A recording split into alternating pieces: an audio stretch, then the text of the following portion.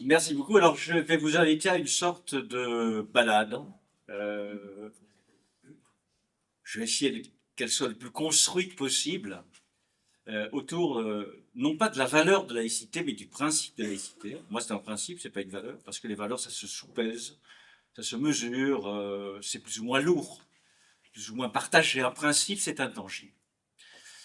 Et pour commencer, j'essaierai de dissiper un certain nombre d'idées reçues, afin, les ayant évacuées, de pouvoir aborder réellement ce qu'est, comment fonctionne la laïcité, à quoi elle sert, et quels sont les défis auxquels elle est confrontée à l'heure actuelle. Vous les aurez constatés autant que moi, ces défis, et notamment les débats qui ont été engagés autour du principe de laïcité, avec des travestissements clairs, dangereux, à l'égard desquels il faut toujours avoir, d'une part, une vigilance pour les dénoncer, et peut-être un engagement pour rétablir la vérité de ce qu'est l'application du principe de laïcité. Alors d'abord, ce que n'est pas la laïcité, ou quelles sont les fausses évidences. Premièrement, en dépit des apparences ou des déclarations, la laïcité n'est pas une singularité française. Ou plus précisément, l'idée de séparation de l'univers du religieux et de l'univers sociétal ou politique, c'est pas une singularité française. En clair, il n'y a pas de Vatican laïque dont la capitale serait Paris. Non. Il y a des pays qui ont pratiqué la laïcité, ou plutôt la séparation, avant que la séparation ne soit établie par la loi du 9 décembre 1905.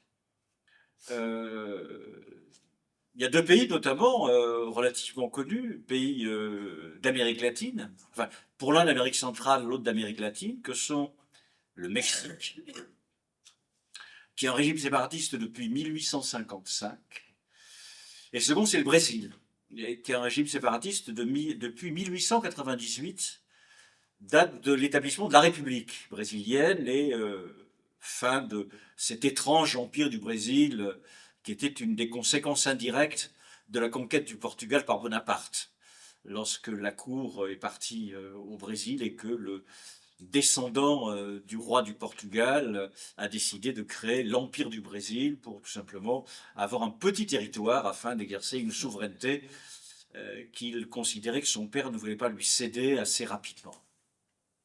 Et par ailleurs, il y a d'autres pays au sein desquels, alors je suis en train d'écrire une géopolitique de la laïcité, un certain nombre de pays, aujourd'hui encore, où d'abord le mot laïcité est prononcé. Alors des fois c'est intéressant parce qu'il y a des pays où on prononce le terme de laïcité, lorsqu'on regarde comment il fonctionne, on se dit quand même, c'est pas à l'évidence des sociétés laïques, même si l'État se dit laïque. Alors, je donnerai quelques exemples. Pratiquement tous les pays d'Afrique francophone, qui ont été soumis donc à la domination coloniale française, ont des constitutions qui, vous savez que les indépendances sont toutes quasiment autour des années, autour de l'année 1960. Ça a été un des moments initiaux d'établissement de la Ve République. Pratiquement tous, dans leur constitution, l'article 1er, je citerai la constitution du Mali. Le Mali est une république indivisible, démocratique, laïque et sociale. Alors, je connais bien le Mali, j'y étais à diverses reprises. Je ne pense pas que le Mali soit indivisible, malheureusement pour lui, puisqu'il y a quand même des sécessions qui se manifestent, notamment de la part des populations de Touareg du Nord. Démocratique, ça reste à démontrer, vu la succession de coups d'État militaires et de régimes autoritaires qui sont installés au Mali. Laïque, bah, allez au Mali, vous verrez bien. Ça n'a rien de laïque, c'est un pays qui a une puissance religieuse importante, musulmane pour partie, mais également protestante, avec notamment un courant évangélique très fort. Et je pourrais dire la même chose de la Côte d'Ivoire, du Sénégal un petit peu moins, quasiment de tous les pays d'Afrique francophone. Donc attention, c'est un petit peu comme lorsque vous achetez un aliment. C'est pas nécessairement ce qui est écrit sur la boîte qui vous donne exactement ce que vous avez dans la boîte. Deuxième idée reçue, donc la laïcité n'est pas une singularité française, on en parle à peu près partout dans le monde, selon des modalités différentes. La laïcité, c'est pas également l'équivalent de notions qu'on lui donne pour synonyme. La laïcité, c'est pas la tolérance. Lorsque John Locke, par exemple, le philosophe anglais, développe une théorie de la tolérance au XVIIe siècle, il dit bien que on peut tolérer certains comportements qui ne sont pas conformes à l'idéologie anglicane dominante, mais que ça ne vaut pas pour tout le monde. Par exemple, il dit on ne peut pas tolérer les juifs, on ne peut pas tolérer les athées. Donc la tolérance est une attitude surplombante que certains adoptent à l'égard des comportements des autres. Donc la tolérance, c'est une forme un petit peu, oui, surplombante, ou pourrait-on dire prétendument savante, de dire aux autres le regard que l'on porte sur ce qu'ils pensent, ce qu'ils font. Donc la laïcité, c'est pas la tolérance. La laïcité, on le verra, c'est, j'y reviendrai, la liberté religieuse dans sa totalité, mais également la neutralisation confessionnelle de l'État. La laïcité, c'est pas non plus la sécularisation. On évoque souvent le terme de sécularisation. Alors, je ne veux pas entrer dans une analyse précise de ce qu'est la sécularisation, mais disons que, presque comme le terme l'indique, la sécularisation dans une société, c'est la réduction de l'influence religieuse. C'est le fait qu'au fil du temps, les pratiques religieuses se réduisent et que la société est moins religieuse. C'est un phénomène sociologique, la sécularisation. On n'a pas besoin du droit pour séculariser. C'est une réalité qui s'impose. Il peut y avoir aussi des moments dans lesquels, pour des raisons liées à des tensions au sein de la société, il puisse y avoir des phénomènes de reconfessionnalisation. Certains disent qu'en France, on vit aujourd'hui un phénomène un peu de cette nature-là, et qui concerne, je vous rassure, toutes les religions. Et non pas, comme certains essaient de le faire croire, une religion particulière. Il y a une reconfessionnalisation catholique, une reconfessionnalisation juive, une reconfessionnalisation protestante, c'est la plus importante avec les évangéliques, et une reconfessionnalisation musulmane.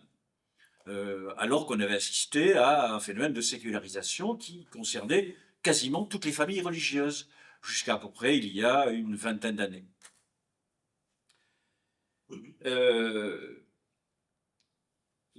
Troisième idée reçue, la laïcité, c'est pas une attitude anti-religieuse. Elle est anticléricale. Elle est contre la puissance sociale des églises. Mais elle n'est pas contre les religions. Les laïcs n'ont rien à dire de l'existence de phénomènes de croyance. Il y a quantité de laïcs croyants. On peut être catholique et laïque, ou avoir une vision laïque de la société. On peut être musulman et avoir une vision laïque de la société. Donc il n'y a aucune dimension anti-religieuse. Par contre, il y a une dimension clairement anticléricale. En clair, ce que remet en cause la laïcité, c'est le pouvoir des églises, pas le pouvoir des religions. Et on verra d'ailleurs que la loi de 1905 ne cite jamais l'idée de religion. Elle évoque les églises et le fait que leur pouvoir social mérite d'être entouré, cantonné, pour éviter qu'une église ne se considère comme ça a été le cas en France jusqu'à la fin de l'Ancien Régime, détentrice d'une vérité qui s'impose à la totalité de la société, aboutissant à ce que ceux qui ne partagent pas cette vérité n'ont pas la qualité, à l'époque on ne parlait pas de citoyens, mais même de sujets. Vous savez que peut-être que sous l'Ancien Régime, les Juifs et les protestants avaient une immense difficulté à faire reconnaître leur état civil, parce que tout simplement l'état civil était tenu par les paroisses. Les paroisses ne voulaient bien évidemment pas enregistrer les naissances d'enfants protestants. La condition, c'est bien évidemment qu'ils se convertissent. Pratique a été celle de l'Espagne également à partir de la Reconquista, lorsque on a vu des campagnes de christianisation forcée des juifs et des musulmans. Et ceux qui ne voulaient pas se christianiser, ben, ils partaient. Ou alors ils devenaient maranes, enfin ils pratiquaient de façon clandestine leur religion, tout en donnant l'apparence d'une pratique qui était une pratique de la religion dominante. Donc, la laïcité n'est pas contre les religions, c'est pas une étude anti-religieuse, elle lutte contre le pouvoir social des églises. Et enfin, et c'est un élément qui est peut-être aujourd'hui, non pas un des plus discutés, parce qu'il n'est pas discutable, me semble-t-il, mais un des plus incertains dans les débats, au cours des débats qui tournent autour de la laïcité, notamment de la part de l'extrême droite, qui de ce point de vue-là a une vision un peu particulière. La laïcité n'est pas une neutralisation confessionnelle de l'espace public. Alors, vous dire, c'est quoi ce charabia? Ça veut dire quoi une neutralisation confessionnelle de l'espace public? Le fait que dans l'espace public, toute réalité religieuse devrait disparaître. Donc, en clair, chacun devrait s'habiller avec une sorte de costume uniforme pour ne pas troubler le regard des autres. La laïcité n'a jamais demandé à ce que l'espace public soit neutre. Ce serait terrible. Ça veut dire en clair que l'espace public, le lieu de la délibération publique, le lieu de la construction de la sociabilité, on ne peut y entrer dans cet espace public que lorsqu'on a laissé au vestiaire le sac à dos de ses opinions. Quelle triste société serait une société au sein de laquelle les individus, enfin si, Orwell l'a écrit, hein, c'est 1984. Donc l'espace public, les services publics sont neutres, pas l'espace public. Et c'est qui m'a amené, même dans la presse, à réagir contre ceux qui disent on se refuse à voir tout symbole religieux dans l'espace public, notamment tout symbole vestimentaire, tout comportement alimentaire. J'ai eu l'occasion d'écrire que bon, pour moi, la laïcité n'était ni vestimentaire ni alimentaire. Et que ce qui était dans les têtes était plus important que ce qu'il y avait sur les têtes. Et la volonté de neutraliser l'espace public, c'est la volonté d'empêcher des opinions, parfois discordantes, de s'exprimer. Et c'est pas parce qu'on n'est pas d'accord avec une opinion qu'on l'interdit.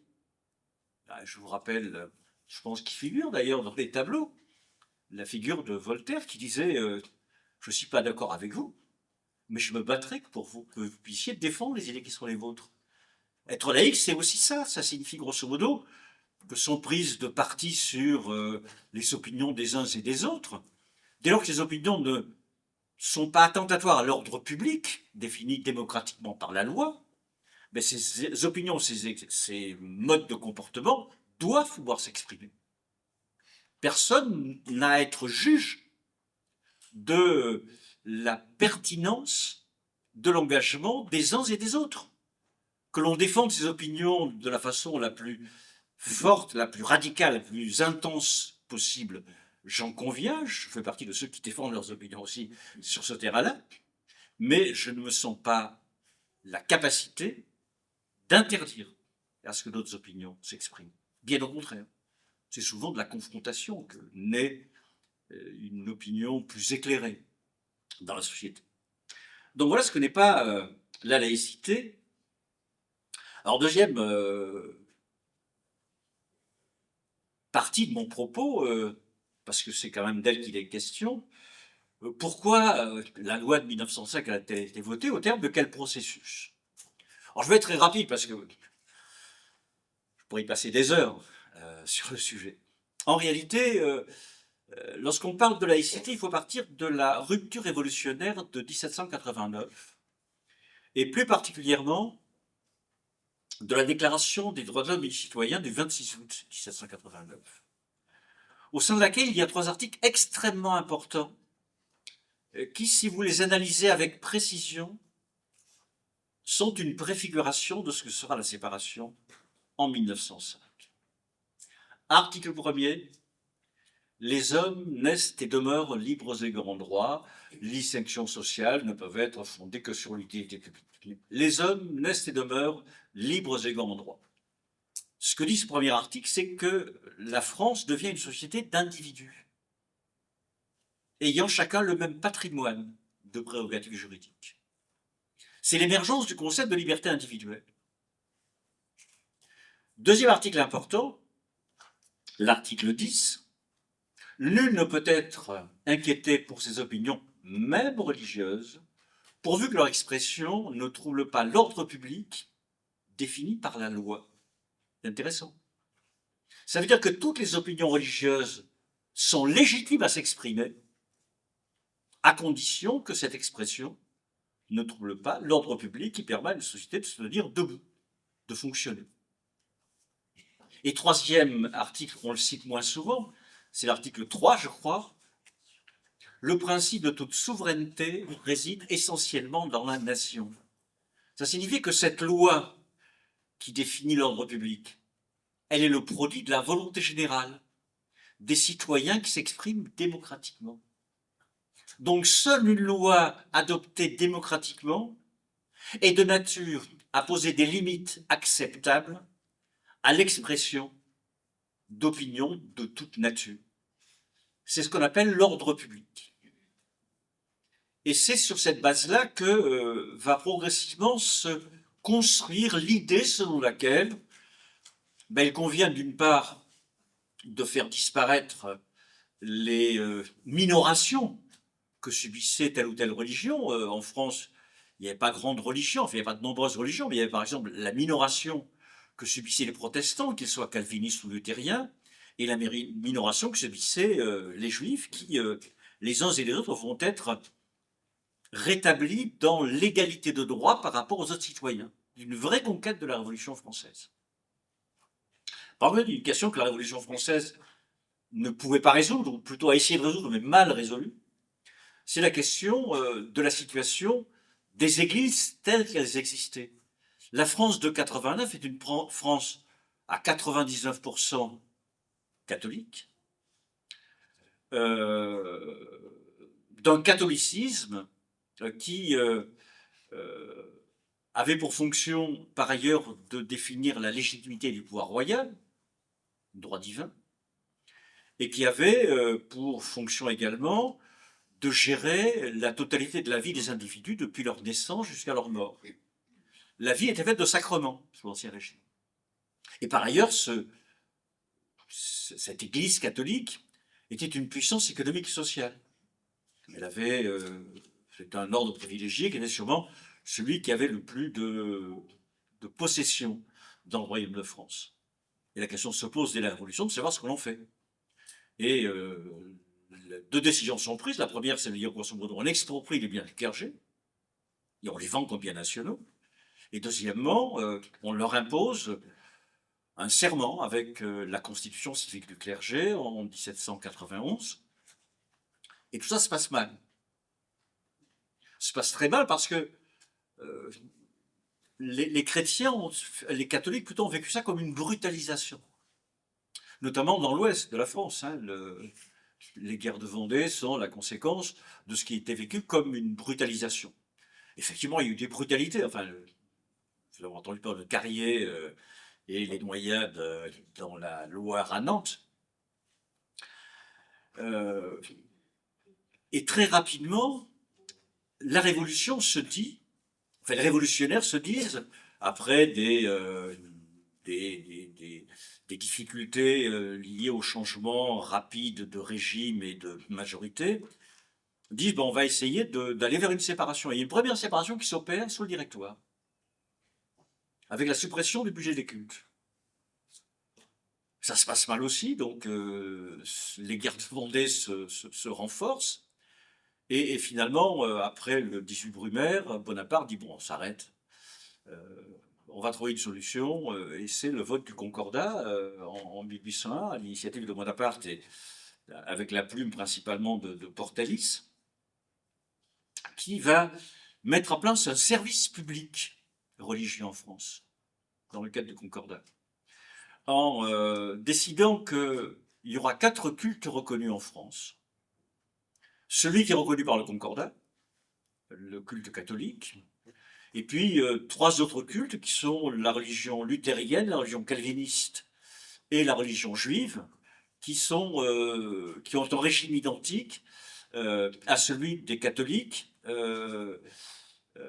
avec le principe d'un financement par l'État des édifices du culte et de rémunération des ministres du culte.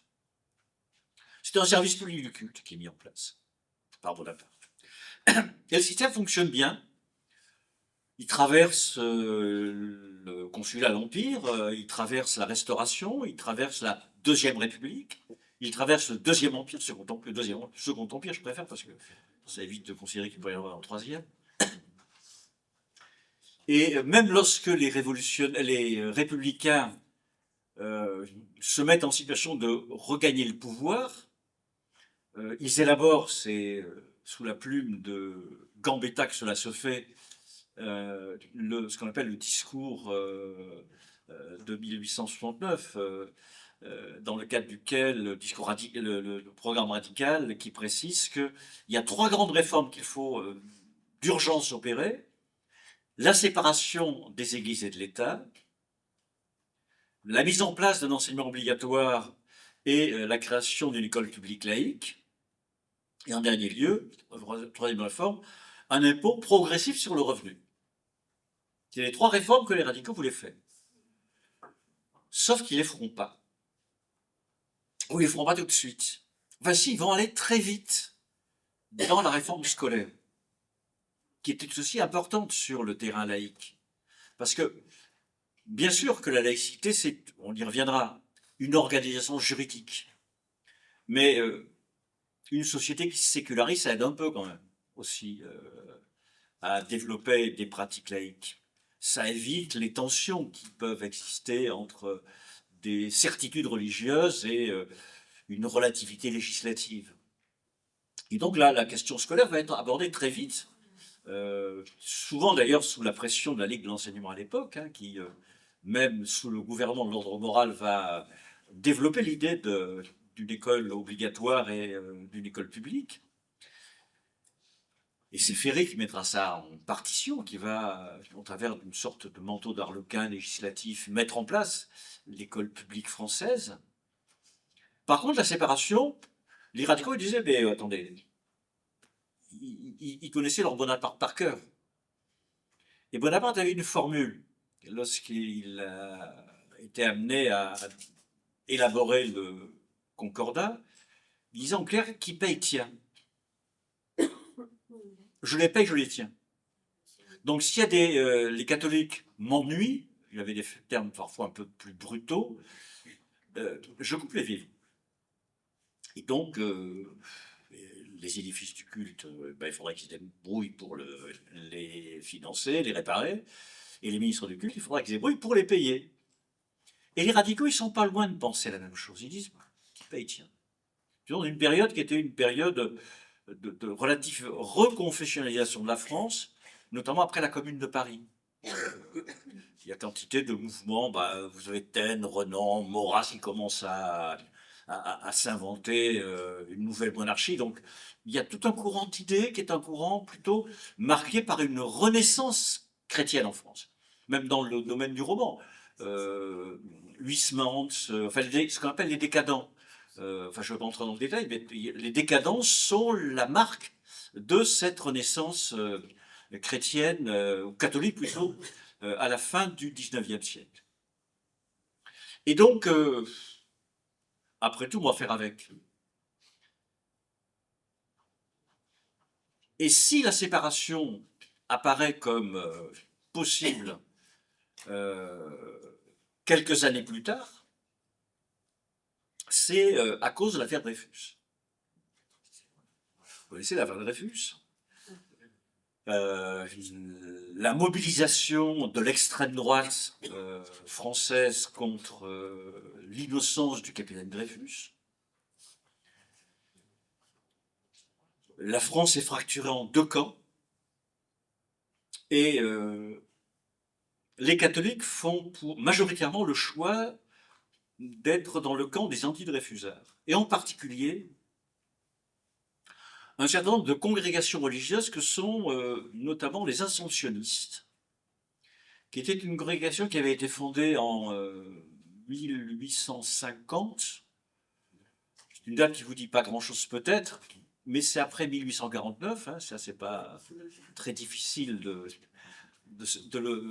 s'en rappeler. Et 1849, c'est la date du vote de la loi Fallou, qui est une loi très favorable à l'enseignement catholique. Et le Vatican crée les assomptionnistes pour qu'ils gèrent les écoles qui vont être créées dans le cadre de la mise en œuvre de cette liberté de l'enseignement instaurée par la loi Fallou. Et les assomptionnistes sont devenus par ailleurs, après avoir été créés, les propriétaires de la bonne presse, c'est-à-dire le Pèlerin, la Croix, et qui va faire une campagne d'une férocité extrême contre Dreyfus. Aussi violente en termes d'antisémitisme que Drummond, par exemple. Et lorsque l'innocence de Dreyfus est reconnue, ben, il faut solder les comptes à ce moment-là. Le chef du gouvernement, c'est Waldeck-Rousseau, qui va dire on va d'abord prendre une première mesure destinée à encadrer les congrégations religieuses. Et cette loi, vous la connaissez tous, c'est la loi de 1901, la loi du 1er juillet 1901 sur la liberté d'association, mais qui au départ était une loi anticongréganiste. C'est le titre 3 d'ailleurs de cette loi qui... alors, qu'est-ce qu'elle dit, cette loi? Elle dit d'une part, une congrégation ne peut exister que si la loi autorise son existence, et dès lors qu'elle existe, il faut par ailleurs qu'un décret lui autorise à assurer une activité d'éducation. La loi est votée, 1901, 1902, il y a les élections, l'initiateur de la loi, Waldeck-Rousseau, fatigué, n'est pas candidat à la reprise de ses fonctions chef de gouvernement, et il indique comme chef de gouvernement le petit père Combes. Et Combes qui dit on ne va pas passer une législature à voter une série de lois successives autorisant telle ou telle congrégation. Il dit moi je vous propose de déposer 2 projets de loi. Une pour les congrégations masculines et l'autre pour les congrégations féminines, et on votera. Et on verra qui autorise, qui n'autorise pas. Ça a été un peu pour les catholiques une boucherie, parce que y a quantité de congrégations qui existaient, qui ont été interdites. C'est d'ailleurs, il y a toute une publicité autour du départ des congrégations qui s'en vont de France à ce moment-là. La loi donc s'applique, mais le Vatican vit mal cette mauvaise manière que la fille aînée d'Église fait aux congrégations catholiques. Et donc les relations s'enveniment entre le Vatican et la République française. Elles s'enveniment de plus en plus, à un point tel que le Vatican, en la personne du secrétaire d'État, donc le ministre des Affaires étrangères du Vatican, le cardinal Méry Delval, décide d'envoyer une lettre parfaitement insultante contre le gouvernement français à l'ensemble des chefs d'État catholiques d'Europe, pour dire tout le mal que le Vatican pense de l'attitude de la France avec la position qu'elle avait prise à l'égard des congrégations. Et cette lettre tombe entre les mains d'un chef de l'État, certes catholique, mais anticlérical, le prince de Monaco. Et le prince de Monaco décide d'adresser cette missive pontificale à Jean Jaurès, qu'il a publié dans l'Humanité. Scandale en France. Comment le Vatican se mêle des affaires intérieures françaises. Alors, le Vatican s'était tenu à l'époque, le souverain pontife était Pie X, un petit peu le descendant idéologique de Pie IX, le pape du syllabus. Et les tensions donc s'exacerbent, d'autant que le Vatican demande à 2 évêques de démissionner, considérant qu'ils ont pris des positions trop radicalement républicaines. Je crois que c'est l'évêque de Dijon et l'évêque de Caen, semble-t-il, dont un était soupçonné non seulement de sympathie républicaine, mais d'appartenir à une loge maçonnique. Scandale absolu pour le Vatican. À la suite de cette démission, puisque la démission ne peut pas être imposée par le Vatican dans le cadre du Concordat, puisqu'il y avait la double nomination, donc la double révocation par le pouvoir civil français et le pouvoir Vatican, et la France considère que le moment est venu de rompre les relations diplomatiques avec le Vatican. Sauf que le Concordat est un traité entre deux États, entre le Vatican et la République française. Enfin, à l'époque, c'était le consulat. Et donc, il ne peut pas y avoir de traité entre deux pays qui n'ont pas de relations diplomatiques. Et Émile Combes, le 4 septembre 1804, va prononcer un discours célébrissime à Auxerre. Il y a une phrase de lui qui est restée dans les mémoires. Entre deux époux mal assortis, il n'y a qu'une seule solution, le divorce, et autant que possible par consentement mutuel. Donc c'est le point de départ de la réflexion sur l'élaboration de la loi de 1905. Donc j'ai voulu revenir un petit peu sur cette histoire parce qu'elle est intéressante. Elle montre comment c'est un accident de l'histoire, la séparation en France, la loi de 1905. Si les congrégations n'avaient pas pris position contre le capitaine Dreyfus, contre l'innocence réelle du capitaine Dreyfus, puisqu'il a été reconnu ensuite, peut-être que nous serions encore sous régime concordataire. La loi est votée, et cette loi est sûrement un des plus beaux modèles d'intelligence parlementaire.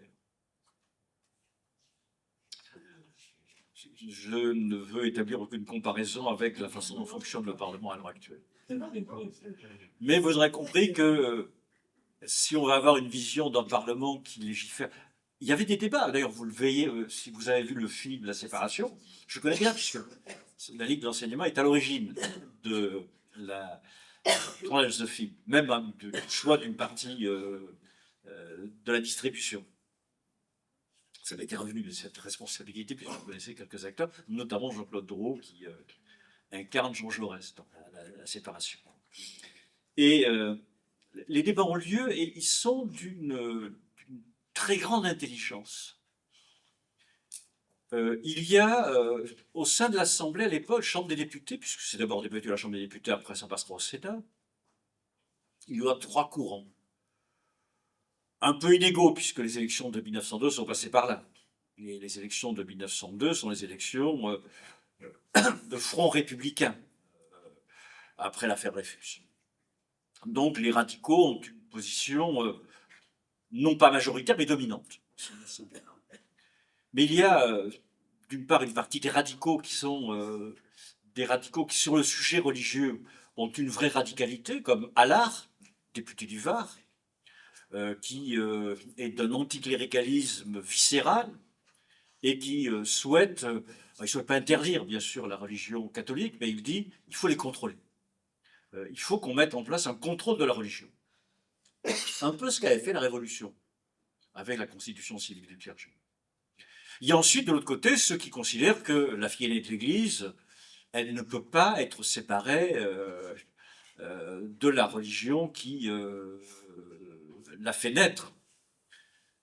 Cette sorte de France éternelle, comme le dit le roman national, que certains aujourd'hui brandissent régulièrement. Donc, il y a des irréconciliables des deux côtés, et au milieu, il y a une majorité hésitante, mais surtout une triangulation phénoménale, avec trois personnes. Le président de la commission chargée de l'étude du projet de loi, Aristide Briand, Jean Jaurès, leader des socialistes qui sont minoritaires, mais qui ont un rôle important dans la constitution de la majorité, et Francis de Pressensé, qui est également un autre député socialiste, et qui vont très rapidement dire la séparation qui va s'opérer ne doit pas être vécue ou construite comme une disposition anti-religieuse. Ça doit être une loi de liberté, ça doit être une loi d'émancipation, permettant aux personnes, d'une part, de s'émanciper par rapport à leurs croyances s'ils le souhaitent, mais également permettant à ceux qui veulent croire d'avoir la liberté de croire. Et sont votés deux articles, qui sont les deux premiers, ils s'appellent principes dans la loi de 1901, tout aussi magnifiques l'un que l'autre dans leur qualité de rédaction, qui est à la hauteur de la qualité des débats, parce que lorsqu'on regarde les débats, ils sont d'une grande intensité, d'une belle qualité, mais le texte est également un des plus beaux textes juridiques que je connais, à part le Code civil peut-être, dans sa rédaction première par Portalis. Article 1er. La République assure la liberté de conscience. Ça ne vous rappelle pas l'article 10 de la Déclaration de 1789? Et l'article 1er ajoute: la République garantit, pas sûr, garantit le libre exercice des cultes sous les seules restrictions édictées ci-après dans l'intérêt de l'ordre public. Donc, la République se pose en garante de la liberté religieuse, avec une limite qui est celle de l'ordre public, que la société puisse se tenir debout. Article 2. La République ne reconnaît de salarié ni de subvention d'aucun culte à compter du premier, etc., etc. Le budget des cultes sera supprimé. Et il y a un petit codicile qui dit que lorsque des personnes ne peuvent pas exercer librement leur culte, ben on mettra en place, l'État mettra en place des aumôneries dans les prisons, dans les hôpitaux, dans les internats, à l'armée, afin que les gens puissent pratiquer leur culte, s'ils n'ont pas la possibilité librement d'aller vers le lieu de culte qu'ils pourraient fréquenter. Magnifique texte. Magnifique défense de la liberté religieuse. Mais avec une contrepartie, une neutralisation confessionnelle de l'État. La République ne reconnaît de salarié ni de subvention d'aucun culte. Alors en vérité, c'est pas tout à fait ça, puisqu'il y a quand même de l'argent qui est mis quelque part. On peut même, certains considèrent même que le financement de l'enseignement confessionnel est une façon de contourner un petit peu l'article 2 de la 1905. Les émissions qu'il y a sur le service public, je ne regarde pas, mais elles sont diffusées le samedi ou le dimanche, je sais pas. Enfin, dimanche, c'est payé par l'État et c'est pas anormal non plus, puisque c'est un petit peu une façon de mettre, en quelque sorte, avec le téléviseur, des aumôneries à la maison, quoi. Mais, et puis il y a d'autres financements, et il est décidé que, c'est vraiment ces deux articles qu'il faut toujours avoir en tête, qui n'ont jamais été modifiés, fort heureusement. La loi est votée. Même ceux qui avaient une position plus radicale, je pense à Clémenceau, qui a passé une bonne partie des débats au Sénat, puisqu'il était au Sénat, à dire tout le mal qu'il pensait de Briand, et de Jaurès aussi. Jaurès, il l'appelait le socialiste papalin, en disant qu'il avait une position qui était compatible avec le Vatican. La loi est votée, pour promulguer le 9 décembre 1905, et très vite on assiste à un partage entre les religions. Les catholiques refusent absolument. Enfin, pas les catholiques.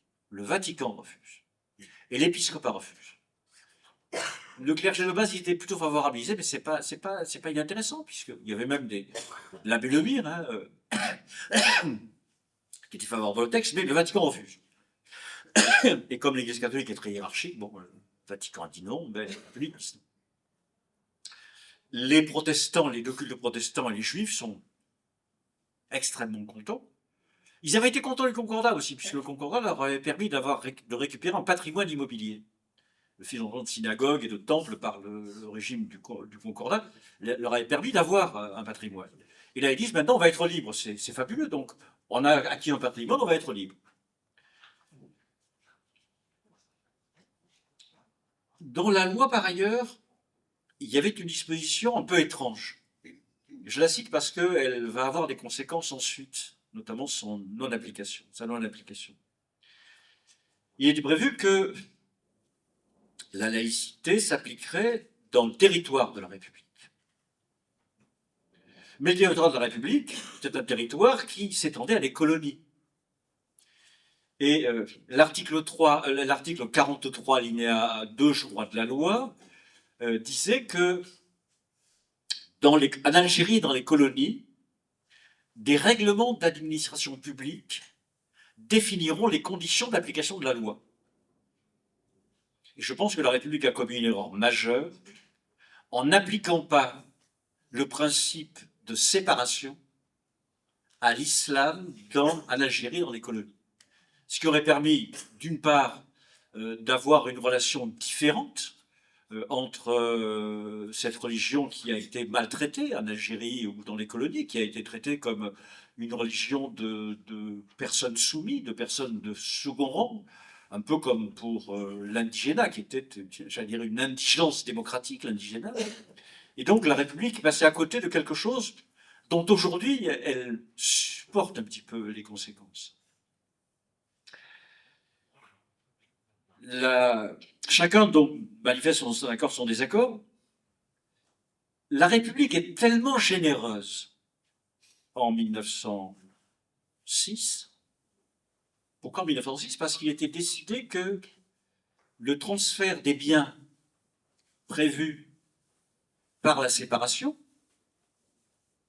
devait se terminer à la fin de l'année 1906. Et ces biens devaient être dévolus à des associations cultuelles. Que Jaurès avait permis de doter d'un statut particulièrement généreux, puisqu'il était prévu que, c'est l'article 4 de la loi, elle s'organisait, c'est un amendement qu'avait fait introduire Jaurès, selon les règles du culte dont elle se propose d'assurer l'exercice. En clair, Jaurès avait fait admettre que dans leur fonctionnement, les cultuels pouvaient déroger au principe démocratique qui est celui applicable aux associations loi 1901. Mais même ça n'a pas convaincu les catholiques qui ont refusé de créer des cultuels. Par contre, la loi était extrêmement rigoureuse. Il était dit que si les biens n'étaient pas transférés à la date du 31 décembre de l'année suivante, donc 1906, ces biens seraient dévolus à des œuvres de bienfaisance qu'allait faire le gouvernement français. Et à nouveau, Briand s'occupe du sujet, il dit, mais on ne va pas rendre les catholiques victimes de l'obstination du Vatican. Il fait voter une loi alors, vraiment, c'était quasiment au-delà du délai, mais du 2 janvier 1907, au terme duquel les édifices du culte catholique sont mis gratuitement à disposition des ministres du culte et des fidèles catholiques. En clair, l'État ou les collectivités territoriales conservent la propriété des édifices du culte catholique, les met à disposition gratuitement des catholiques, mais par ailleurs doit en supporter la République, l'entretien. Donc la résistance des catholiques leur a fait récupérer encore aujourd'hui l'entretien gratuit des églises, des édifices du culte. Alors, pour les communes, pour la plupart des églises, mais aussi quelques départements, c'est assez rare, et l'État, bien sûr, pour les cathédrales ou les édifices du culte qui sont antérieurs à la Révolution. Les choses se passent à peu près bien dans la mise en œuvre concrète de la loi. Il y a bien sûr les inventaires. Et au bout de quelques temps où les inventaires soulèvent des manifestations, Clémenceau, qui était ministre de l'Intérieur, a dit, bon, la vie d'un gendarme qui avait été tué d'ailleurs à Marseille ne vaut pas quelques chandeliers. Il dit, on arrête les inventaires. Et petit à petit, la loi se met en route, se met en application. Et puis on peut considérer que le premier conflit mondial a apaisé quantité de rancœur, en clair, les les défis que la France rencontrait dans son conflit contre l'Allemagne étaient quand même d'une dimension beaucoup plus importante que les défis liés à l'application de la loi de 1905. Ça se passe à peu près bien, même, ça se passe très bien. Et après le premier conflit mondial, les relations diplomatiques seront renouées entre la France et le Vatican. Et en 1924, le Vatican acceptera de créer des diocésaines. Donc l'équivalent des cultuels, mais sur le modèle voulu par les catholiques, à savoir que c'est l'évêque qui dirige les diocésaines dans son périmètre d'intervention. Et les choses se passent à peu près bien, quasiment jusque, je vais aller très loin, maintenant on va parler de la période contemporaine, jusque vers le milieu des années 1970 et peut-être on pourrait dire jusqu'aux années 80, les choses se passent bien.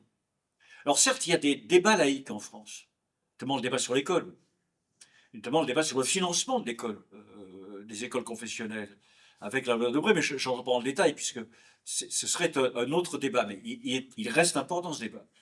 Il est redevenu important du fait du constat qui a été fait encore aujourd'hui de l'absence de contrôle réel sur mais je pourrais répondre à des questions sur vos yeux parce que je m'y intéresse aujourd'hui particulièrement, les écoles, oui, le caractère propre de l'école qui a une dimension religieuse, enfin qui est une dimension religieuse, et par ailleurs le fait qu'il n'y a quasiment pas de contrôle. Le calcul avait été fait par un rapport parlementaire tout récent. En clair, une école sous contrat a une chance d'être contrôlée tous les 1500 ans, si on fait le rapport avec le nombre d'écoles concernées. Ça fait peu quand même. En second lieu, il y a quand même toutes les écoles hors contrat, qui ne sont quasiment suffisamment qu'en contrôle.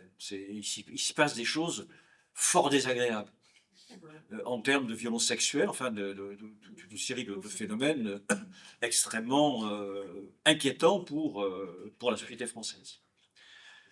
Je laisse ça de côté, bien que ce soit important, mais c'est pas autour de ça que le débat s'est finalement focalisé. Le débat va changer de nature vers les années, fin des années 70, début des années 80, lorsque va apparaître visible la présence d'une communauté musulmane en France. Elle va pas être visible, elle était visible avant. Mais il s'est passé des choses importantes dans l'histoire à la fois de la France, de l'Europe et du monde. Qu'est-ce qui s'est passé? On a assisté à des transformations dans la représentation de la religion musulmane, qui très longtemps a été considérée comme une religion de colonisés, donc ils étaient soumis à l'autorité brutale du colonisateur. En fait, ces colonisés étaient progressivement venus en France, certains par obligation, notamment les harkis, qui, dès la fin de la guerre d'Algérie, c'était des supplétifs. L'armée française sont venus en France, mais ils sont venus avec leur religion. Il n'était pas question de les en priver. Et puis c'est le mouvement où l'émulsion des Trente Glorieuses arrive à son maximum. Donc les chaînes de montage de Renault, de Citroën et autres font venir quantité d'ouvriers de Tunisie, d'Algérie, du Maroc, pas encore d'Afrique subsaharienne, mais ça viendra bientôt aussi, l'Afrique subsaharienne, qui arrive en France. Et dans les premières années, rien ne se passe. Il y a une sorte d'invisibilité de la population musulmane en France, oui, jusqu'aux années 60, milieu des années 70, jusqu'au regroupement familial. Je vous donnerai une anecdote d'ailleurs là-dessus, puisque j'ai eu l'occasion de rapporter une thèse lorsque la Ligue de l'enseignement a attribué le prix de la recherche. C'était en 2016, lors des 150 ans de la Ligue de l'enseignement. Et c'est précisément cette thèse, alors c'est pas parce que moi il y a des rapporteurs, mais elle a eu le prix de thèse du monde en sociologie, et elle porte sur le sujet. Alors, je vous donne l'anecdote tout de suite. C'est un jury qui était constitué par un certain nombre d'universitaires, j'en faisais partie donc, et on avait chacun des thèses à rapporter devant le jury, qui était présidé par Edgar Morin. Et je me souviens, lorsque j'ai fait le rapport sur cette thèse, Edgar Morin, qui était déjà un vieux monsieur, parfois avait des somnolences au cours de nos débats. Et par ailleurs, il est un peu dur, il est toujours un peu dur d'oreille. Et je le voyais être en train de fermer les yeux, lui, il n'écoute pas. Puis au bout d'un moment, je le vois qui ouvre les yeux. Il me dit, tu nous expliques en clair comment les Arabes sont devenus musulmans. Elle me dit, oui, avant on les voit comme des Arabes, on les voit comme des musulmans. Ah, j'ai dit, t'as raison, oui, effectivement. Il y a une représentation nouvelle qui se met en place. Avant, on parlait des Algériens, des Tunisiens, des Marocains. Là, on parle des musulmans. L'identité religieuse s'est substituée à l'identité ethnique, à la localisation géographique du pays d'où étaient originaires ces personnes-là. Et ce que je vais vous dire correspond tout à fait à cette idée-là. Le regroupement familial les rend visibles parce qu'ils vivent, ils sont mariés souvent entre eux, enfin, la femme vient de leur pays d'origine, et alors que lorsqu'ils étaient célibataires, ils n'avaient pratiquement pas de pratique religieuse, et souvent ils s'intégraient très bien dans le maillage syndical. La thèse portait sur la relation entre les musulmans et le Parti communiste à Nanterre. Hein, donc, et on voit jusqu'en 70, il y a comment dirais-je, une fraternité de combat syndical. La plupart sont syndicats à la CGT, certains sont membres du Parti communiste, donc bon, même s'ils ne votent pas, mais le Parti communiste a accepté des adhérents qui n'avaient pas la nationalité française. Et à partir du regroupement, il y a moins de mariages mixtes, bien sûr, et il y a davantage de pratiques religieuses. Mais encore, la visibilité n'est pas totale. Viennent ensuite les deuxième, troisième générations, et c'est le moment où l'avènement des deuxième, troisième générations survient que le monde arabo-musulman connaît des tourments particulièrement importants. Révolution iranienne 78-79, montée en puissance d'une radicalité terroriste, avec le soutien de l'Arabie Saoudite pour l'essentiel, notamment Al-Qaïda, c'est quand même le produit de l'Arabie Saoudite, même si aujourd'hui on voit que les États-Unis sont dans une position de parade amoureuse avec l'héritier du trône de l'Arabie Saoudite. Le conflit afghan va amener les Américains aussi à soutenir des opposants à l'agression russe, enfin soviétique à l'époque, mais qui, pour certains d'entre eux, sont marqués, les talibans, par une logique de radicalisation. Donc l'Occident est en train de créer son ennemi dans le cadre d'une reconfiguration du monde arabo-musulman. Et effectivement, il y aura des actions particulièrement brutales, violentes. Bon, l'attentat contre les Twin Towers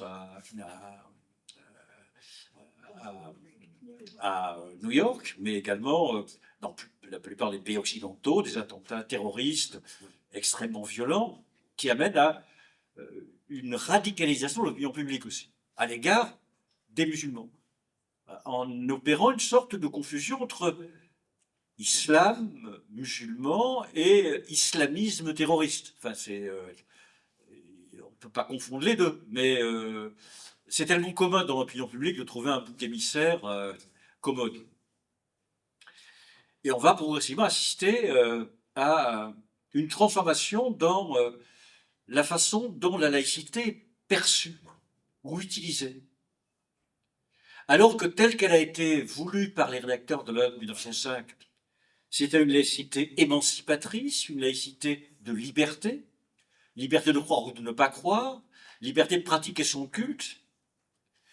Elle devient une laïcité, d'ailleurs, d'abord récupérée par des forces politiques qui jusqu'à présent ça est tenu fort éloigné et qui est souvent avaient été les principaux adversaires des réformes laïques que la République va conduire, notamment je pense à l'interruption volontaire de grossesse. La loi Veil a eu comme adversaire toutes les confessionnalités en France. Et on pourrait donner d'autres exemples. Le mariage pour tous plus tard, la loi Taubira, a eu contre elle toutes les confessionnalités.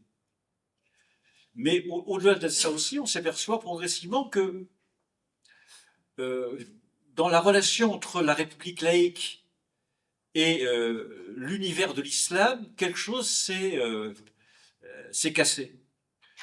D'une part, du côté de l'islam, il y a quelque chose aussi, notamment dans les jeunes générations, il y a à ce moment-là qui apparaît, dans les années 80, c'est l'idée d'égalité républicaine, en disant, bah, attendez, on est français depuis déjà 2 générations. On nous a fait la promesse de l'égalité. Elle est où l'égalité? On est toujours dans le même quartier. C'est la marche des beurs, hein, la marche pour l'égalité, qui est démonstrative du fait que du côté de la communauté musulmane, notamment des plus jeunes, il y a une demande de plus de République en quelque sorte, en disant on est des enfants de la République et on va être traités comme des enfants de la République à égalité avec les enfants de la République. Il y a l'épisode scolaire également qui va se produire. 89, l'affaire de Creil, le principal du collège de Creil qui exclut 3 gamines qui portaient le voile. Et le ministre de l'Éducation de l'époque, Lionel Jospin, saisit le Conseil d'État qui rend un avis remarquable.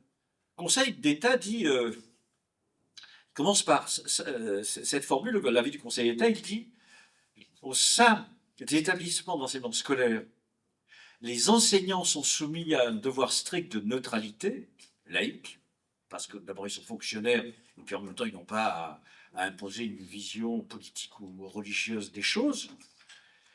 Par contre, les élèves, parce que ce sont des mineurs, bénéficient d'une liberté religieuse, de conviction religieuse dans les établissements scolaires. Ça veut dire en clair qu'il ne peut pas leur être interdit d'affecter des postures qui sont en relation avec Ça rejoint la lettre aux instituteurs de Jules Ferry, hein, de 1882. On ne peut pas leur reprocher une attitude de démonstration de leur religion, mais sous certaines conditions. Il ne faut pas d'une part que leur attitude soit ostentatoire ou prosélyte, et il ne faut pas qu'elle se traduise par des demandes de dérogation par rapport aux enseignements qui sont dispensés. Ce qui était clair. Et le Conseil d'État va rendre une série d'arrêts étant l'arbitre des élégances de tel ou tel litige dans tel ou tel établissement scolaire. Chef d'établissement dit assez rapidement, pour nous c'est compliqué parce que comment on pèse les choses, hein, c'est pas simple pour nous. Et donc se réunit la commission Stasi et finalement est votée la loi du 15 mars 2004, loi intéressante aussi, dans sa rédaction. Elle interdit le port de signes qui manifestent ostensiblement une appartenance religieuse dans les établissements d'enseignement public. Elle change 2 choses par rapport à ce que disait le Conseil d'État. Elle change, première chose, le vocabulaire d'abord. Avant que le Conseil d'État proscrivait l'ostentatoire, la loi proscrit l'ostensible. Vous me direz, mais c'est pareil. Non, pas du tout. L'ostentatoire, c'est ce que démontrait la personne qui arbore un signe. L'ostensible, c'est ce que perçoit celui qui voit le signe. On ne se situe pas des mêmes côtés de là. Alors, ça ne veut pas dire qu'il faille faire une sorte de gymnastique intellectuelle et de vocabulaire, mais c'est pas innocent le changement, le passage de l'un à l'autre. Et surtout, la loi dit qu'elle ne s'applique que dans l'enseignement public. Ce qui signifie que dans l'enseignement privé, chacun fait ce qu'il veut. L'avis du Conseil d'État ne s'applique pas à l'enseignement privé.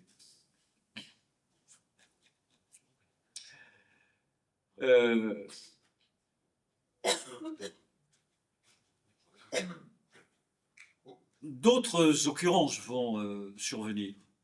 le port du voile intégral, après l'affaire de Nantes, et la loi de 2010 qui interdit le port de... Enfin, en fait, c'était au départ, ils avaient d'abord la volonté de voter un texte contre le voile intégral, puis saisissent le Conseil d'État qui leur dit, mais attendez, si vous votez un texte là-dessus, le Conseil constitutionnel va vous retoquer, ça me paraît évident, et la Cour européenne des droits de l'homme, pareil, puisque c'est une atteinte au principe d'égalité. Et donc, pour éviter la censure, le gouvernement Fillon va décider d'interdire de se masquer le visage dans les lieux publics.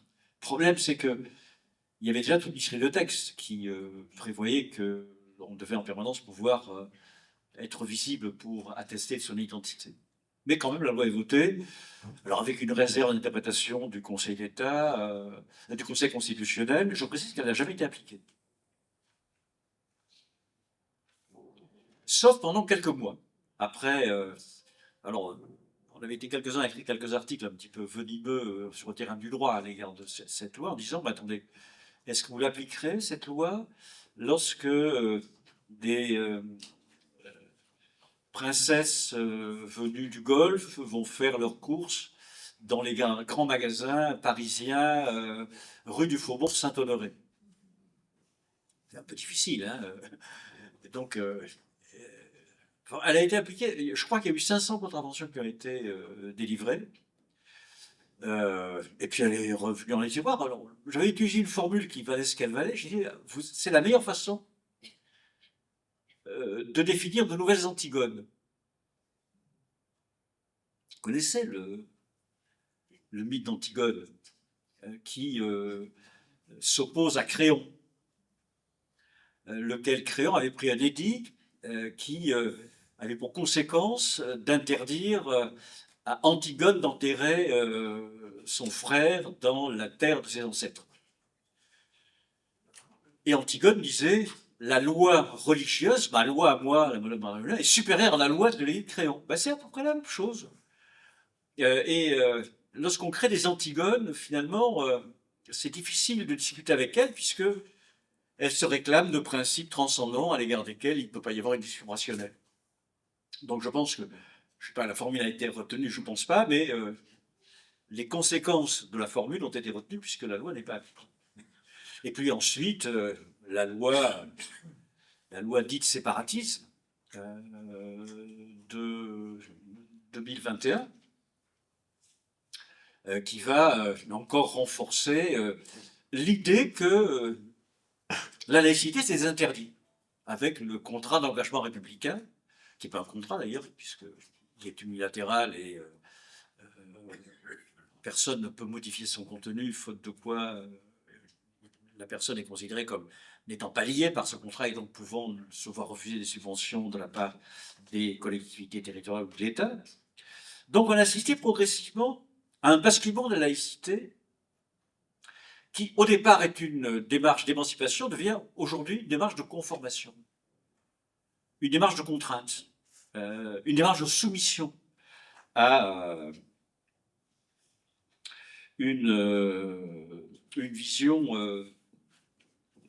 un petit peu conformiste. Il faut que je me mouche.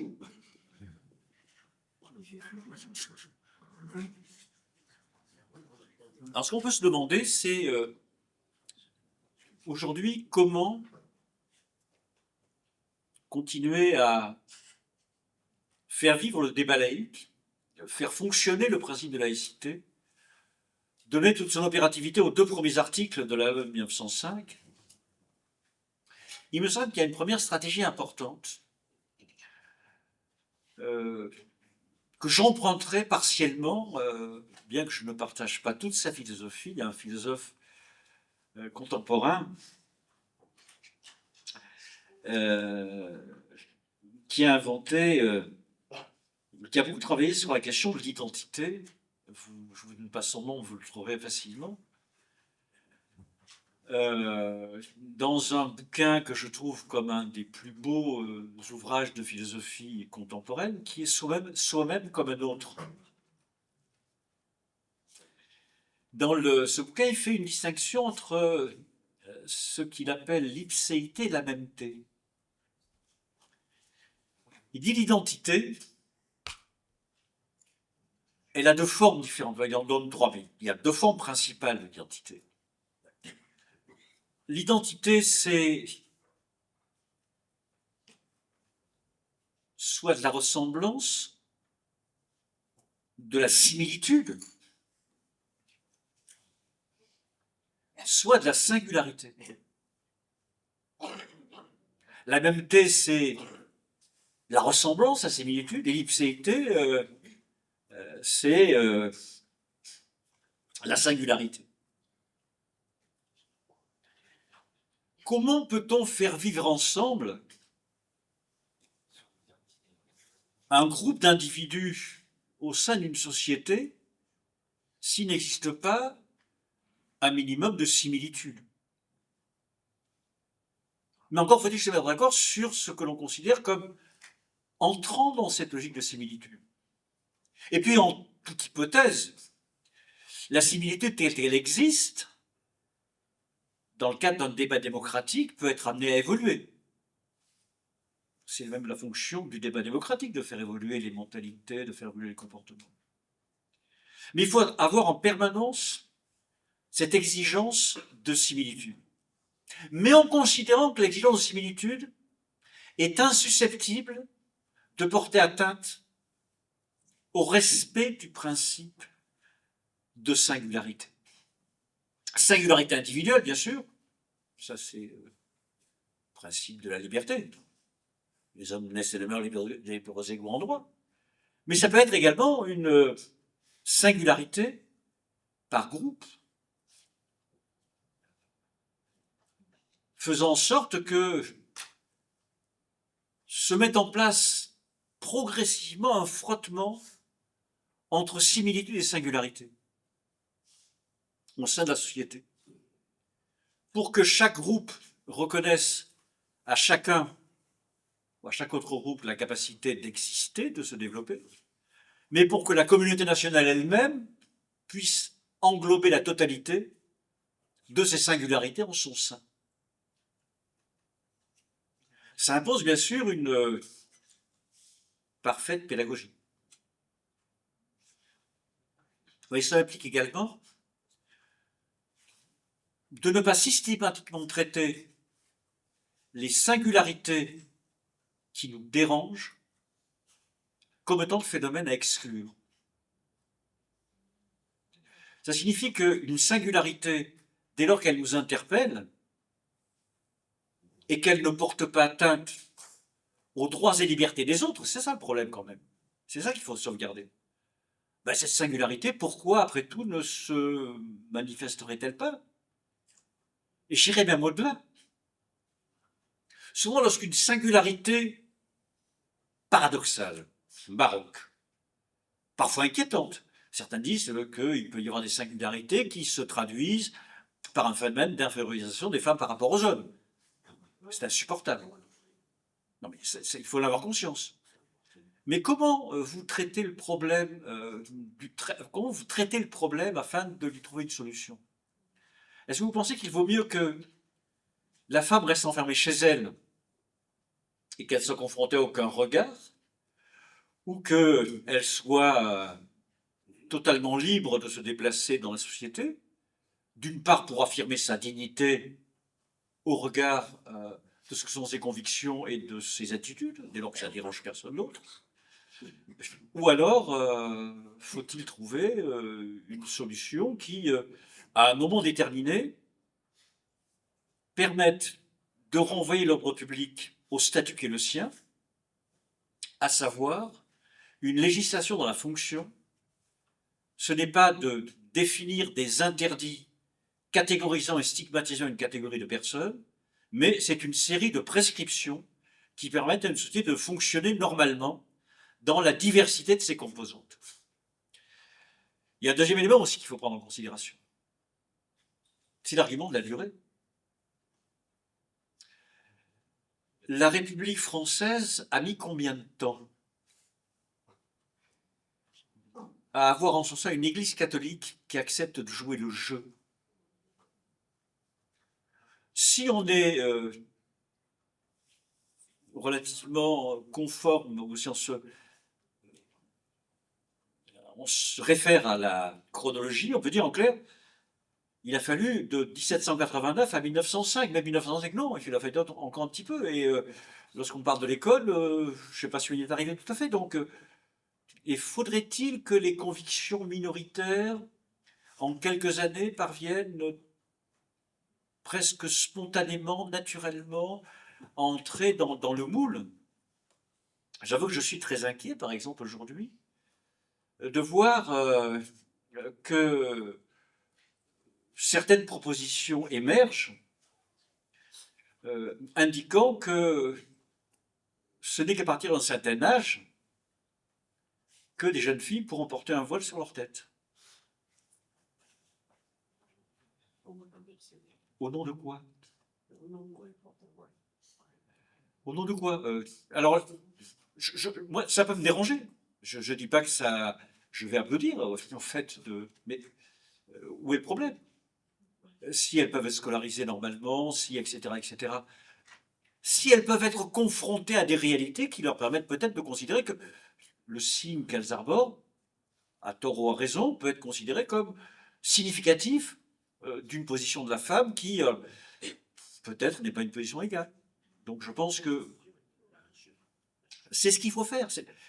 L'interdit, je reviens à cette formule-là, a souvent pour conséquence de faire naître de nouvelles antigones. Vous aurez en permanence une radicalisation des comportements. Alors, au-delà de ça, il faut une lutte sans merci contre le terrorisme, d'inspiration religieuse. Mais ce n'est pas une question de laïcité, c'est une question d'ordre public et de droit pénal. Il faut effectivement éradiquer les racines du mal. C'est pas parce que quelqu'un commet un crime en se prévalant de convictions religieuses qu'il est plus digne ou plus à sanctionner que quelqu'un d'autre. La légitimation religieuse d'un crime, me semble-t-il, une circonstance aggravante. Donc, ne confondons pas des comportements criminels que certains adoptent et qui méritent de recevoir toute la sanction nécessaire, et par ailleurs, une communauté dans sa diversité qui, a connu des bégaiements, peut-être à un moment déterminé, liés au fait que l'accueil qui lui était fait n'était pas tout à fait conforme à ce qu'elle pouvait souhaiter. Ah oui, je vais peut-être commencer à conclure. Et je conclurai par une formule que j'ai souvent utilisée.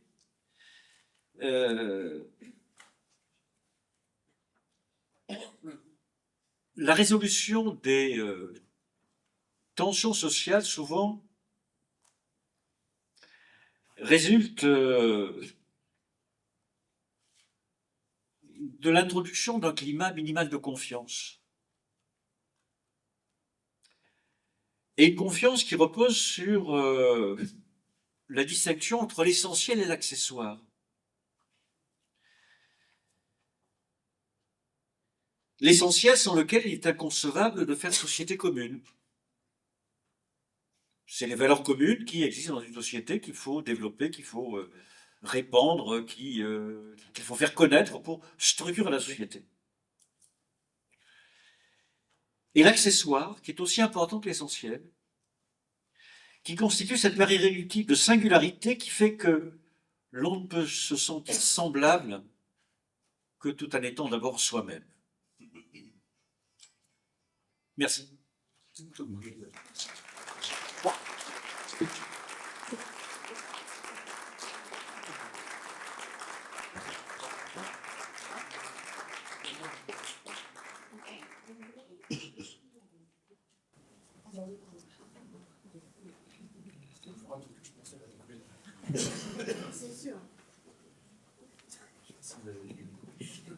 Merci Jean-Michel, merci beaucoup pour tous les éléments que vous avez amenés et qui nous donnent pas mal de matière.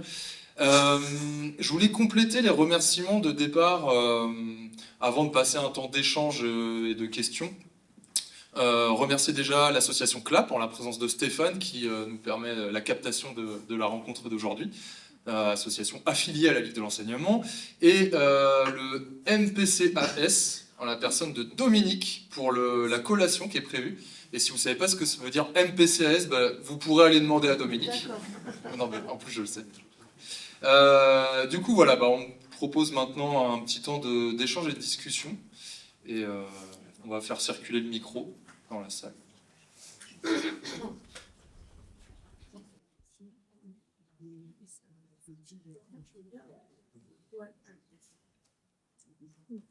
Moi, j'interviens au niveau de l'égalité, justement, et de la liberté.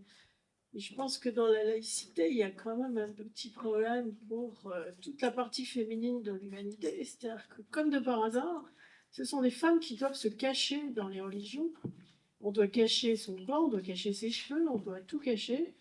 Et c'est un vrai problème. C'est pour ça que moi, le port du voile, ou le voile intégral dans l'espace public me pose problème, parce que même si elles disent que c'est, les jeunes filles disent que c'est choisi, il est évident que c'est une pression sociale, une pression de leur groupe, de leur communauté religieuse, qui fait qu'elles choisissent de se cacher pour ne pas être justement exclues de cette communauté. Donc c'est un vrai problème d'égalité.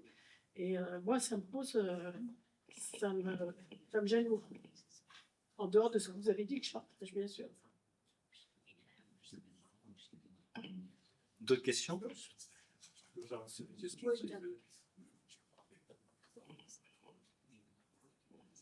Oui, bonjour.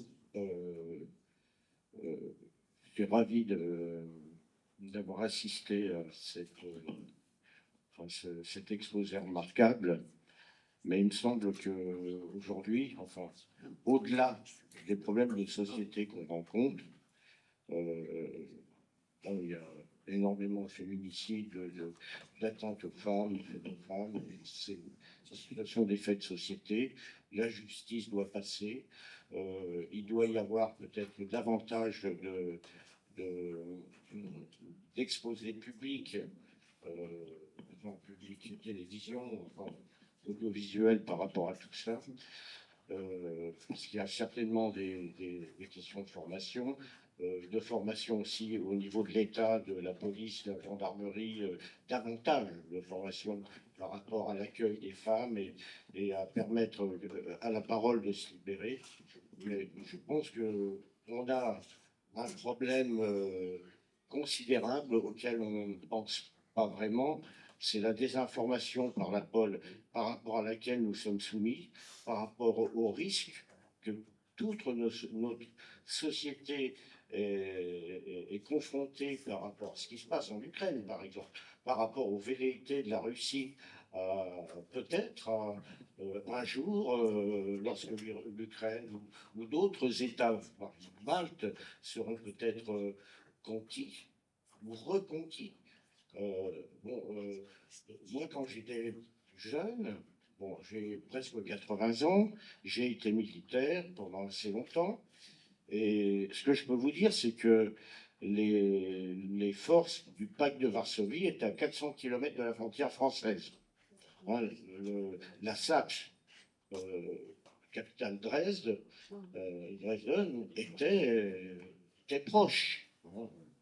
Voilà, alors, je pense qu'il y a vraiment des périls très importants qui nous guettent. Est-ce que la velléité du président de la République de vouloir faire naître quelque chose qui a existé, la conscription, c'est pas tout à fait la conscription puisque c'est basé sur le volontariat. Mais est-ce que c'est de peut-être recréer un ferment national, peut-être propice à bien d'autres valeurs? Je n'en sais rien. Ouais, je pense, madame, qu'il n'y a pas plus laïque que l'armée. Moi, j'ai connu. Non, non, mais il n'y a pas plus laïque que l'armée.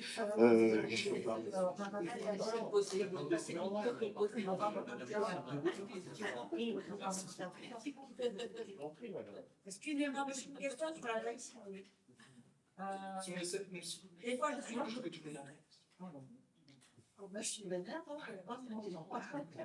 Bonjour à tous.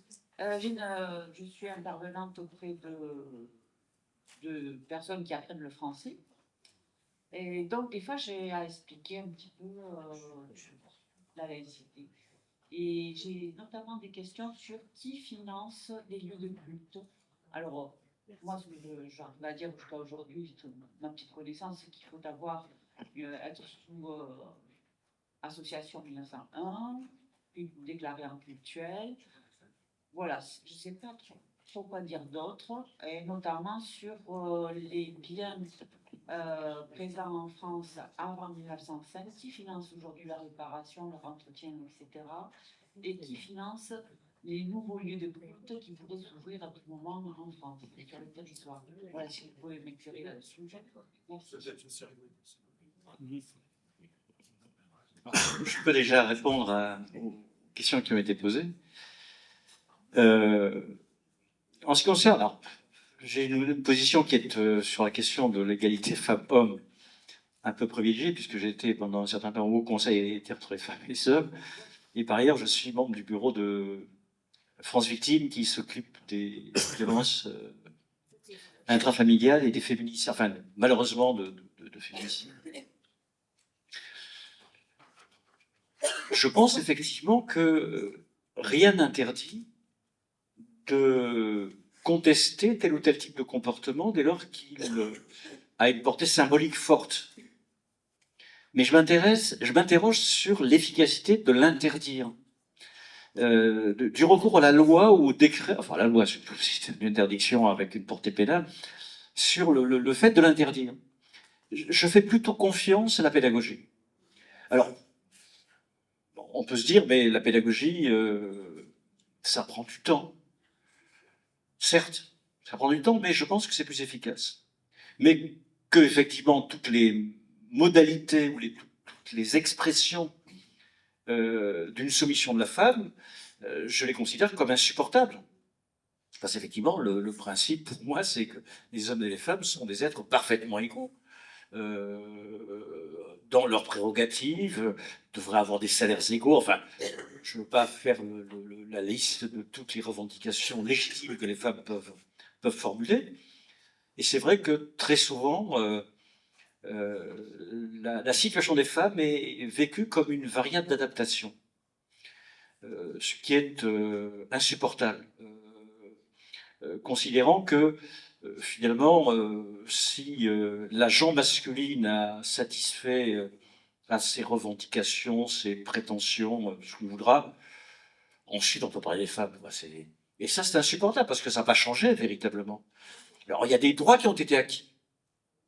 Je pense par exemple que la libre disposition de son corps est quelque chose qui était essentiel. Enfin, qu'il ait fallu attendre 1975 pour que soit accepté le principe de l'interruption volontaire de grossesse, c'est insupportable.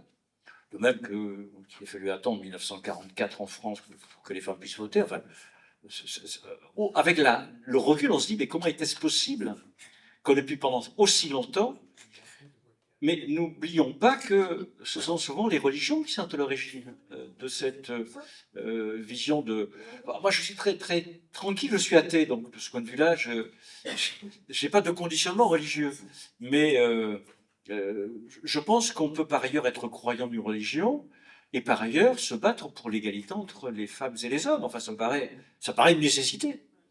Égalité comme citoyenne, égalité comme acteur économique, égalité, etc., etc. Enfin, dans la dignité qui doit être reconnue. Donc, oui, je pense que le combat pour l'égalité femmes-hommes est un combat qu'il faut maintenir, qu'il faut conduire, et incontestablement, les conquêtes que nous obtenons sur le terrain de cette égalité sont pour moi des conquêtes laïques.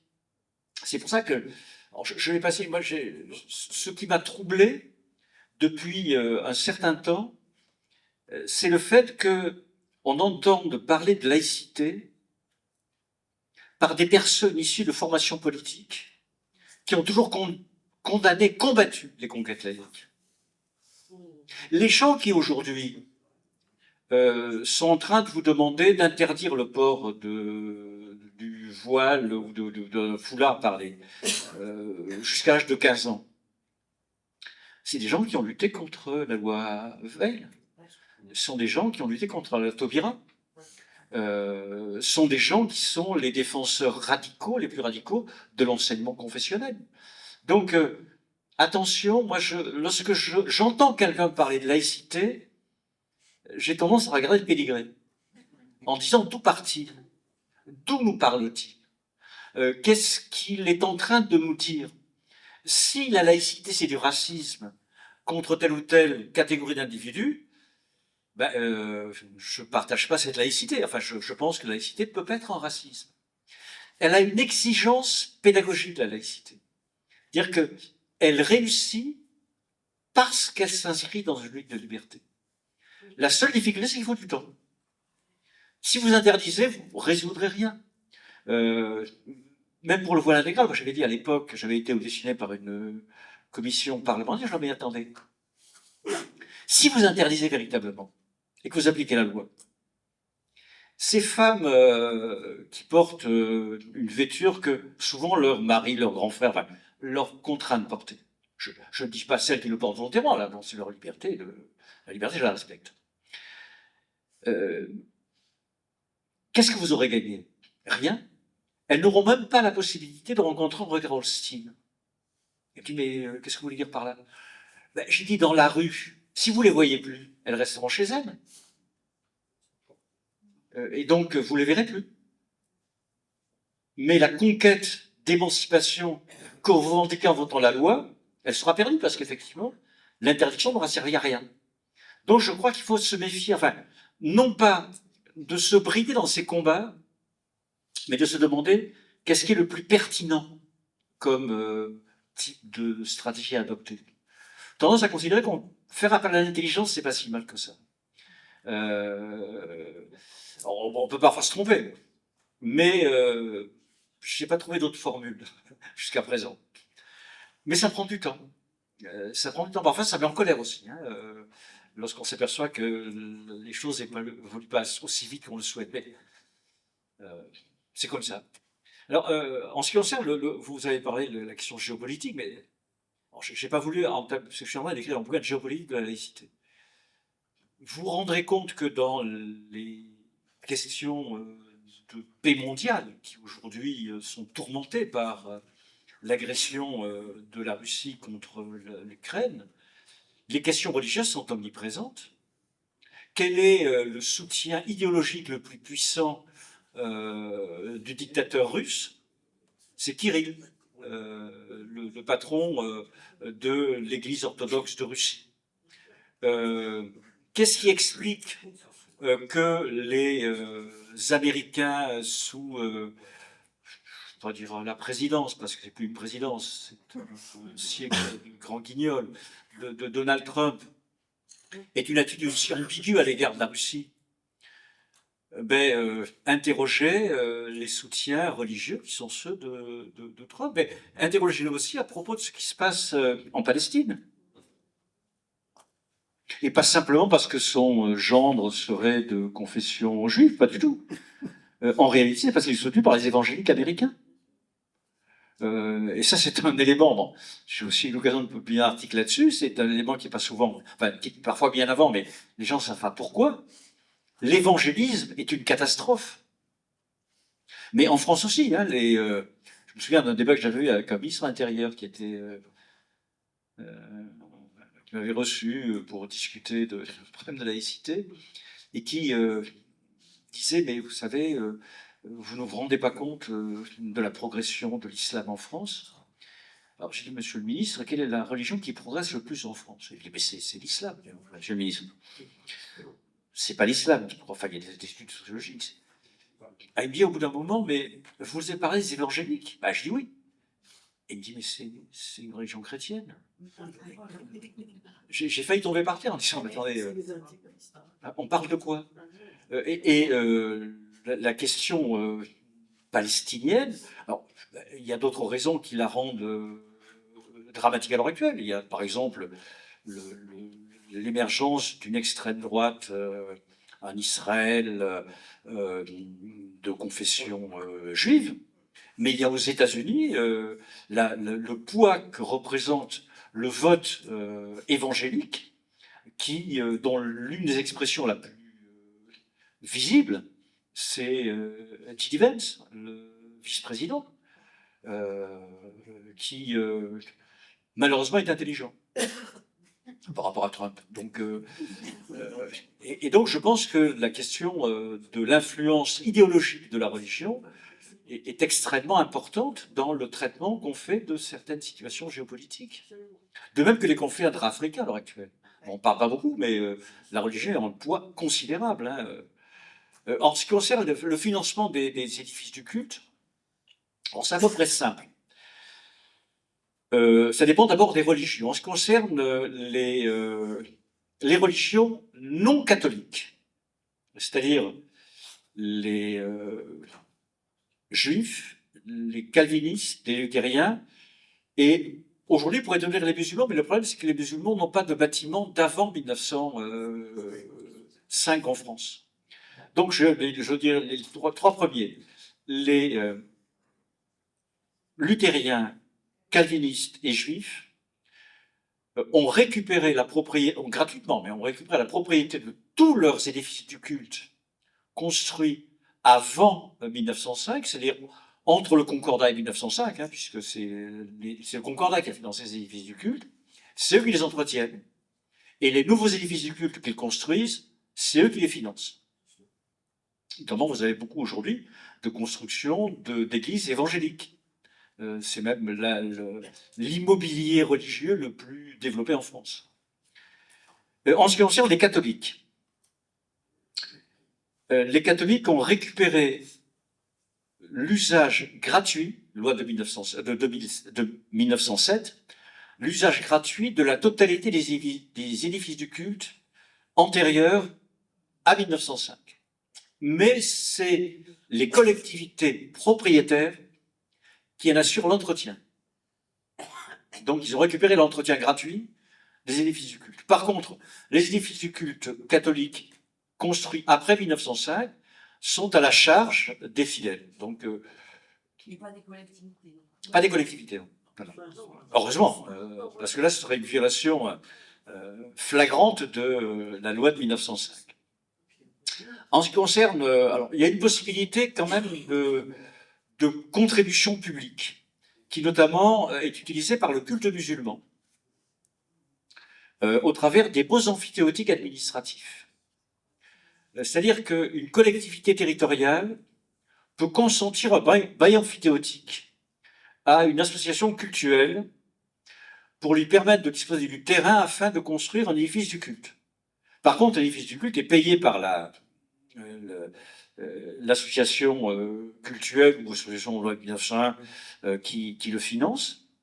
Alors, il y a eu des débats autour de l'usage de ces beaux amphithéotiques, mais aujourd'hui, après le rapport de la commission Machelon, c'est considéré comme une modalité presque normale de construction d'édifices du culte, qui est principalement utilisée par les musulmans. La question s'est posée des demandes que les évangéliques faisaient, parce qu'il y a eu beaucoup de demandes d'évangéliques de conclusion de beaux amphithéotiques, et le ministère de l'Intérieur conseille aux communes de manifester une certaine réticence en leur disant, grosso modo, on ne vous interdira pas de construire, mais on ne vous aidera pas à construire en fournissant un terrain, parce que le bail amphithéotique, c'est un petit peu un cadeau qui est fait à l'association cultuelle, puisque le loyer est souvent extrêmement modeste. Alors, il y a parfois des bricolages qui sont faits aussi en dehors des beaux amphithéotiques administratifs. Il y a une technique qui avait été utilisée par l'ancien maire de Montpellier, que vous connaissez bien, je suppose aussi. Fraîche. Qui souhaitait offrir aux musulmans de l'agglomération un édifice du culte. Alors, lui il avait pris le problème par l'envers.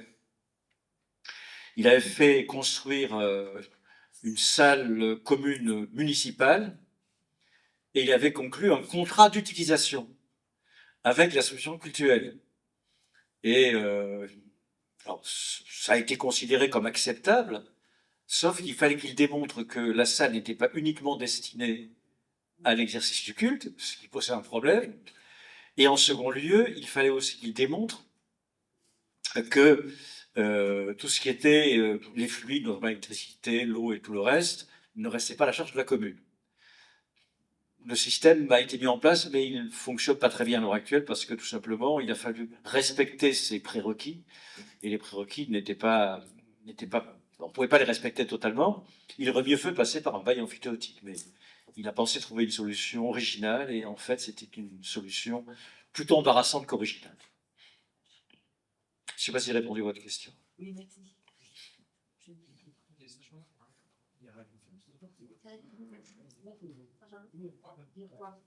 Ah oui, là, il y avait peut-être l'idée de préciser qu'en Alsace, il était possible pour une collectivité de financer un anniversaire du culte. C'est ça, là, faut le dire. Alors, attends, non, la question n'avait pas été posée comme ça, mais alors, il n'y a pas que l'Alsace. Non, mais c'est Alsace-Moselle, donc le département d'Alsace et la Moselle. Alors, vous savez pourquoi? Parce que vous connaissez l'histoire de... Lorsque la loi de 1905 a été votée, ces trois départements étaient sous souveraineté allemande. Et le maréchal Joffre a fait la promesse aux Alsaciens et Mosellans que rien ne serait changé en l'absence de leur assentiment. La guerre se termine, une chambre bleu horizon est élue, qui n'a pas l'intention d'accélérer les choses en matière de disparition de la singularité mosello-alsacienne.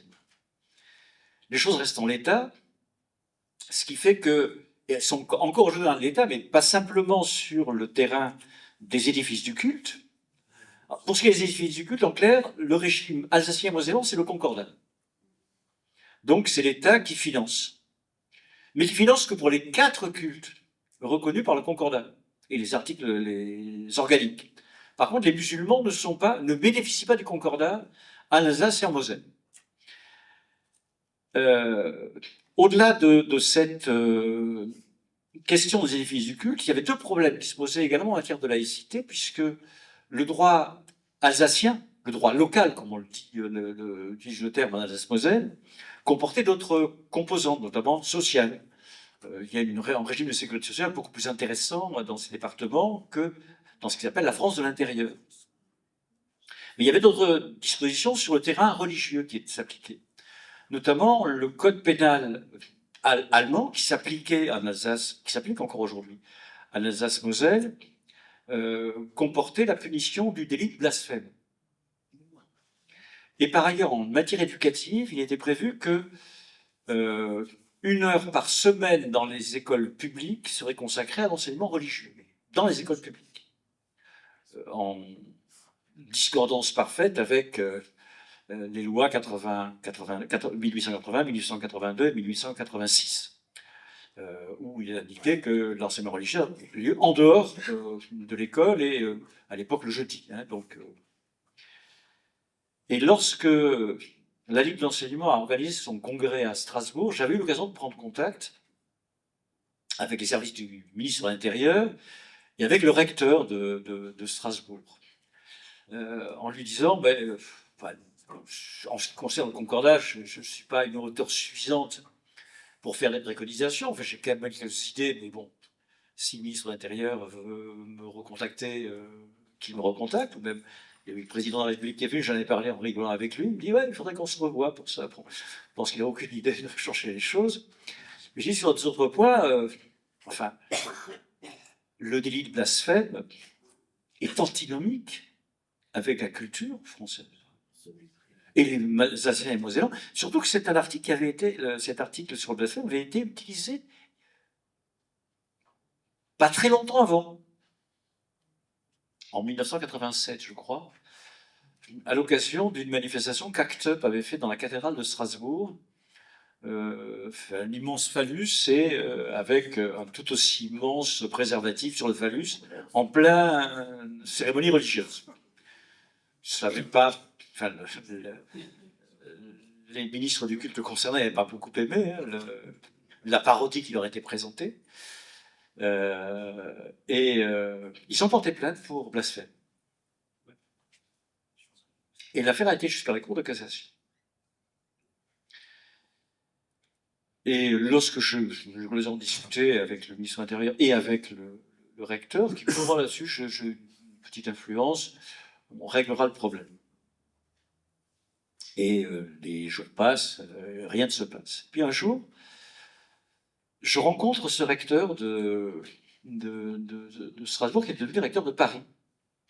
Et qui me dit, vous voyez, vous allez gagner sur le terrain du blasphème. Je dis, attendez, il n'y a aucune, j'ai vu passer aucun texte. Ah, il me dit, mais ça s'est fait de façon un peu clandestine. Je dis, attendez, c'est un texte législatif, c'est pas clandestin. Il me dit, enfin, pas clandestine. C'est un cavalier législatif. Mais j'ai dit, dans quel texte on a introduit le principe de la suppression de l'article 30 du code pénal allemand applicable à l'Alsace. Il me dit, dans la loi NOTRe, vous savez, c'est cette loi de décentralisation. Alors, j'avais lu la NOTRe, mais j'avais jamais vu que la question avait été traitée par la loi NOTRe.